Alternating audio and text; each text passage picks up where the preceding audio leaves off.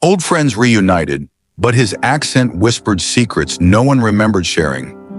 Imagine sitting in your favorite cafe, laughter echoing off the walls when suddenly your best friend from childhood walks in and he sounds like a stranger. That's exactly what happened to the group we're about to meet. It was a rainy Saturday, the kind that makes you want to stay in bed, but for these 5 friends it was the day of their long-awaited reunion. They hadn't seen each other in years. There was Jamie, always the prankster, Sarah, who could never keep a secret, Mark, the quiet thinker, Lily, who brought the group together, and then there was Ben, the one who disappeared after high school, the one everyone wondered about. The cafe was warm and buzzing with the hum of conversation. The friends gathered around a corner table, sipping coffee and catching up on old times. They laughed about the time Jamie tried to skateboard down the school steps and ended up in the nurse's office, and how Sarah once convinced the entire class the principal was secretly a magician. It felt like no time had passed at all. Then the door swung open. The bell chimed and in walked Ben. He looked the same tall, with that same crooked smile, but as soon as he opened his mouth, everything changed. "Hey mates, sorry I'm late, the traffic was absolutely mental," he said, his words rolling out in a thick, unfamiliar accent. Half British, half something else entirely. The group stared at him, stunned. Jamie, never one to hold back, blurted out, "Dude, what happened to your voice?" The question hung in the air, awkward and heavy. Ben just smiled, but his eyes darted around the room, as if searching for something or someone. "It's a long story," he said, his new accent twisting the familiar phrase into something mysterious. Sarah tried to break the tension. "So Ben, where have you been hiding all these years?" she asked, her voice a mix of curiosity and concern. Ben hesitated, then launched into a story about moving to London, traveling across Europe, picking up bits and pieces of different cultures. But as he spoke, his accent kept shifting, sometimes sounding French, sometimes German, sometimes like nothing they'd ever heard. It was mesmerizing and unsettling. Mark, always the skeptic, leaned in. "You're not telling us everything, are you?" Ben's smile faltered. "Maybe not," he said, his voice dropping to a whisper. "Some things are better left unsaid." The group exchanged nervous glances. Was this still their friend or someone entirely new? Lily, ever the peacemaker, tried to steer the conversation back to old memories. "Remember that time we got lost in the woods behind Jamie's house?"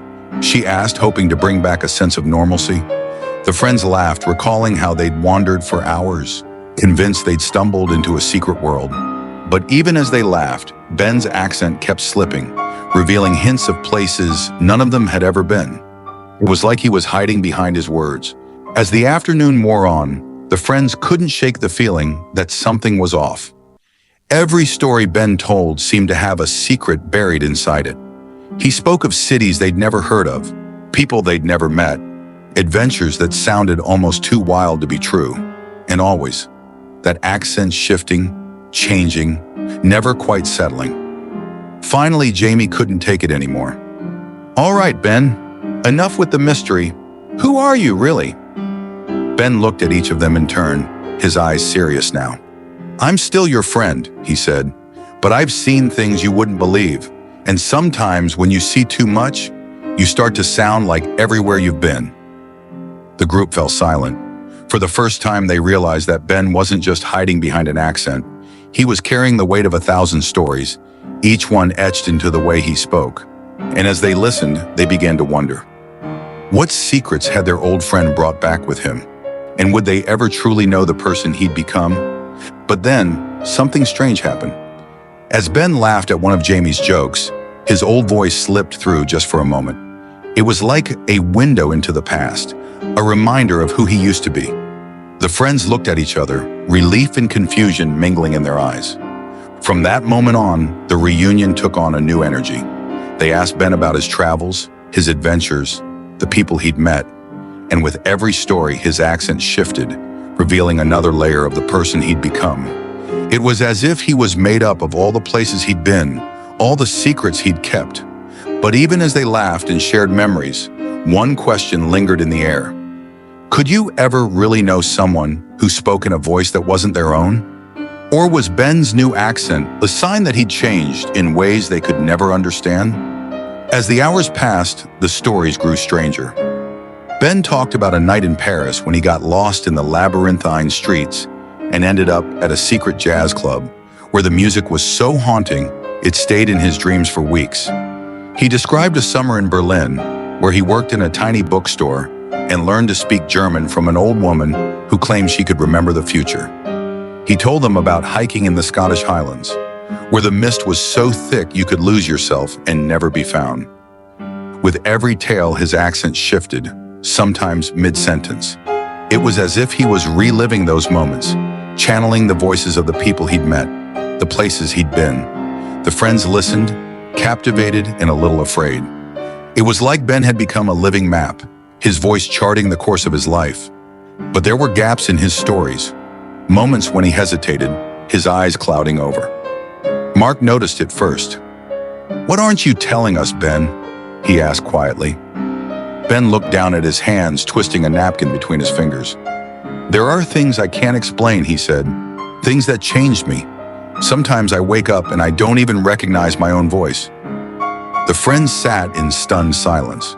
For the first time, they realized that Ben's accent wasn't just a quirk, it was a symptom, a sign that something deeper was going on. Maybe he'd seen too much, experienced too much. Maybe he was lost even now, sitting right in front of them. Lily reached across the table, placing her hand on Ben's. "You're still our friend," she said softly. "No matter what." Ben smiled, but his eyes were sad. "I want to believe that," he said. "But sometimes I feel like I left a part of myself behind in every place I've been. And now, I don't know how to get it back." The conversation turned quiet, each friend lost in their own thoughts. They wondered what it would be like to travel so far, to change so much that even your voice was no longer your own. They wondered if Ben would ever truly come home. As evening fell and the cafe began to empty, the friends stood to leave. They hugged Ben, promising to stay in touch, to not let so much time pass before their next reunion. But as Ben walked away, his accent echoing behind him, they couldn't help but wonder, what other secrets was he hiding? And would they ever hear his true voice again? But the story didn't end there. Over the next few weeks, the friends found themselves thinking about Ben constantly. They replayed his stories in their minds, trying to piece together the truth behind his words.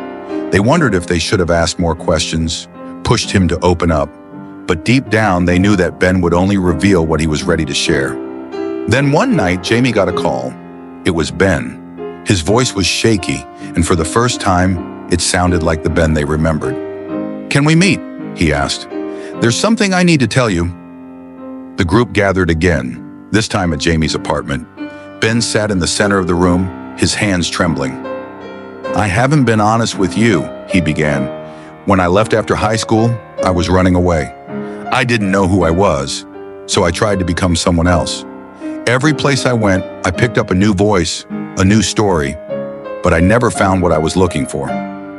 He paused, looking at each of his friends in turn. "I thought if I kept moving, kept changing, I could leave my old self behind. But the truth is, I miss who I used to be. I miss you guys. I want to come home." The friends sat in stunned silence, the weight of Ben's words settling over them. Then one by one, they spoke. They told Ben that he didn't have to be anyone else, that they loved him for who he was, no matter what accent he spoke with.